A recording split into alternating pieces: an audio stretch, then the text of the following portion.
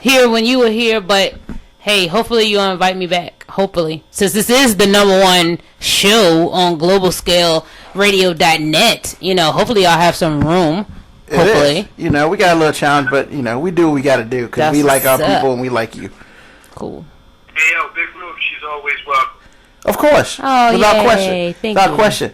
Now, you told us that you have a nice little rant. So? Yeah, my rant is just short and sweet. I think it reminded me a little bit of your sweater. I think that's how I got it in my head. And it's not even my fault. Carlton started it. So if it wasn't for Carlton, I wouldn't even have nothing to say. I would have just said my thank yous and been done. But I feel like something needs to be said. Now that we are in 3-digit weather and not in the negative, we need to rethink our closets. Okay? So, when you pull out your sweater or your jacket, even though you shouldn't want a jacket, and you feel that there's a little bit of fur on it, or maybe a little bit of suede or velvet. Velvet? Did she say velvet? It's a little hot to wear that, okay? We're about to enter into the hottest month of the summer. So once again, by today being 99, tomorrow being 100, and Wednesday, hump day. Too hot to be humping, but be 101. Please. Even if you feel like you have no toes, no feet, no arms, no legs, put on some shorts or sundress. Make yourself look sexy. Stay cool. Don't pull out your sweater vest with the mothball smell. But it looks like Big Rubes has been out. He never put it away. My bad. Sorry. I mean, your shirt making me hot too because it's like down to your wrist. But that's hot. I have to wear business casual at work. Okay, that's hot. Okay. I had it work too. Okay, well, back to my rant. Just please stay cool because some of you look hot and not in a sexy way. Day. And I am comedian Nessa P, and that was my rant. Thank you. Thank you, Lissa P, comedian Ness. Thanks. The #1 first lady of Ain't No Half Steppin. Yeah. Thanks. Yes, sir. Thanks. Yes, sir. I heard today that it's a little unusual for you, so talk to me about your corner, brother. You know what? It's about that time. Fantasy football. Every year I go through the same ish with some of these same ishy idiots that I had to find every year, track them down, hunt them down, and say, do you want to play? Every year. I'm sick of it. I done changed platforms. I done kicked people out the league. I ain't even tell them I kicked them out. I just kicked them out. That's how mad I am. So, you out. Period. Fantasy football is part of my life during football season. It's fun. Some of us got brand new daddies off of who won the football game. Some of us got PlayStation 3s off of who won fantasy football money. We win bragging rights. Yes, fantasy football is just like being out there yourself and playing. You root for the wrong team because you got a player that plays for them. You hunt down people. Hey, man, can I use your computer? I just got to see my stats, man. I just got to see my stats. Best game I ever had playing fantasy football. I had Clinton Portis when he was still with Denver, and had Sean Alexander his MVP season. I remember sending Aaron a text saying Clinton Portis XYZ Raiders for life Z. He's like, you lying. That's not the right score. You typed this wrong. I said no. What did Clinton Portis do that one game?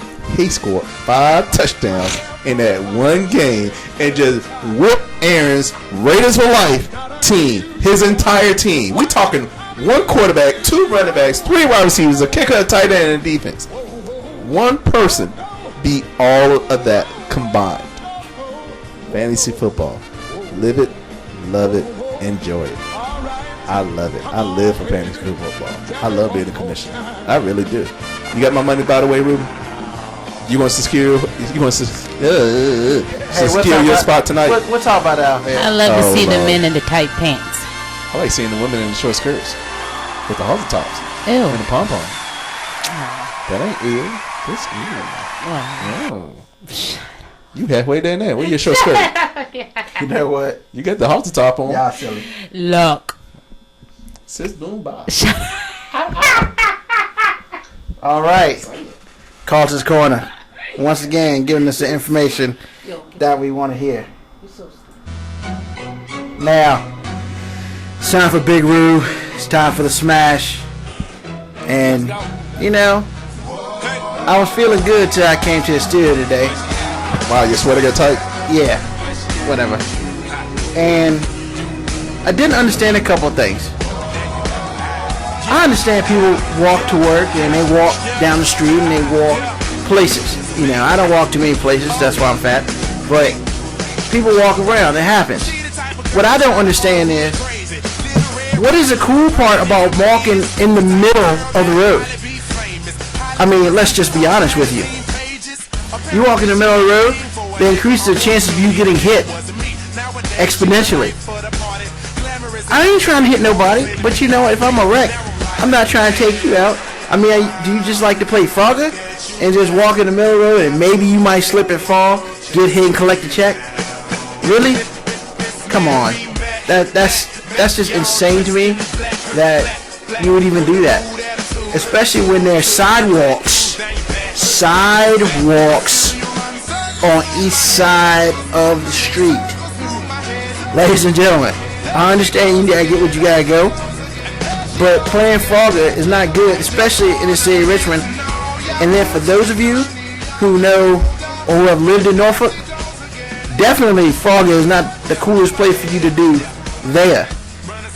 It's funny, there was a thing at ODU. Basically, every semester, one kid got hit. You know, only one. One per 4 months, one person got hit. And it's crazy. You think a whole bunch of people get hit. But, you know, is that one person who's not paying attention. And, you know, or that one person who's chilling in the middle of the median and then decides to walk out, try to beat a car. Because in Norfolk, if you're not on the sidewalk, they're going to hit you. You know, I know at other places, the pedestrians are number one, not in the city of Norfolk. And from what I understand, not in the city of Richmond. So, ladies and gentlemen, I know you got to walk places. I know you got to ride your bike, and I know all this. Just do it on the sidewalks. That's why they created sidewalks, not the median, the middle of the road. It's bad enough we have people out there ask for money on the middle of the road, but really, you want to put yourself out there because you can get hit or worse.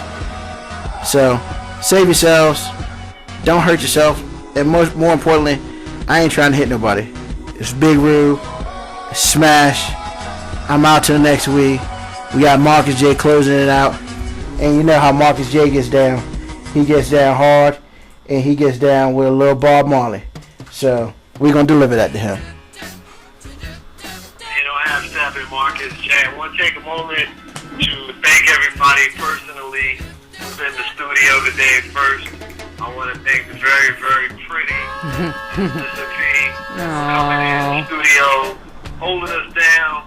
She's the first lady, ain't no half stepping with Marcus J. Yes, sir. Taking an opportunity to thank her for coming in and holding us down tonight, lady. Thank you so much. Thank you. I want to absolutely call back. Yo. My partner, my brother, my pal, I want to thank you for doing what you do, holding us down and whatnot with your special rant. I'll just call you special because you're going to be special tonight. Hey, man, you... What's up to my man Big Roo, holding it down in the post chair, taking care of business for me. Ain't no half stepping, Marcus J. Big Roo, thank you, brother. I appreciate you doing what you do. That's what I do. Marcus J be back in the gym next week. Next Monday, we got a special guest. We're going to hold on to the identity for next week for right now, but we got somebody special that's going to be joining us. We got an author, we'll just leave it there, that's going to be joining us on Ain't No Half Steppin' with Marcus J. Next week, we are the highest rated show on globalscaleradio.net. We have been since we have launched our show in December of 2011. Every single month since then, we topped the ratings. Very, very, very proud of that. If it's your first time listening, please let your friends and family know Ain't No Half Steppin' with Marcus J. You can hit us up on our Facebook fan page. We're here every single week on Monday, 7 p.m. to 9 p.m. So I'm going to go ahead and kind of end the show with my moment. And I'm going to be brief tonight. I don't have a whole lot. But one thing that I do want to kind of put out there is about the children. Anybody that knows me knows that children is very, very close to me, very important to me. And just because it's summertime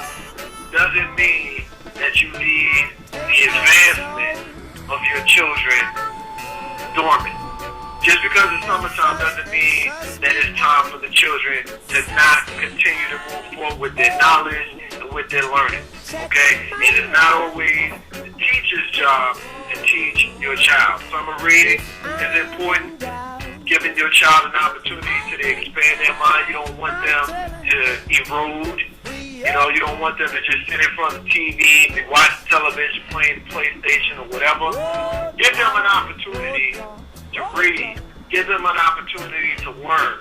If you are able, take them someplace. Take them someplace where they can learn about things that they never have seen before. Remember, we as parents are the primary educators. We are the first teachers that these children will see.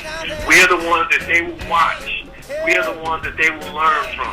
So it's very, very important that we always make sure that we set a very good example for our children. We want to watch our language around our children. We want to watch the things that we do around our children. We want to watch the way we act around our children and make sure that they see us doing things that are positive instead of negative. Be careful. Be a good example. If you have a Facebook page, keep in mind that your children may have access to your Facebook page. So you try to refrain from using the kind of language on your Facebook page that you may or may not be using in the presence of your child. Keep that in mind because, again, we are their first teacher. And I know from having Mama Jane, I'm sure Carl Banks knows from having Little Banks, that these kids watch us. They watch every single thing that we do. And they look up to us as if we are perfection. And we want to act as close to that as we can. Very important. That's the Murph. Marcus is unrelated rant that ain't got nothing to do with what we're talking about here today. Once again, I want to thank the crew that's in the studio with me. I'll be back next week. I want to say peace to all the stars and the squares that's listening to us tonight. In the abundance of water, the fool is thirsty. Those are the words of Bob Marley. Ain't no ass Steppin, Marcus J. We will be back next week, same time, Monday, 7 p.m. to 9. We'll be back next week. Peace! Tell him,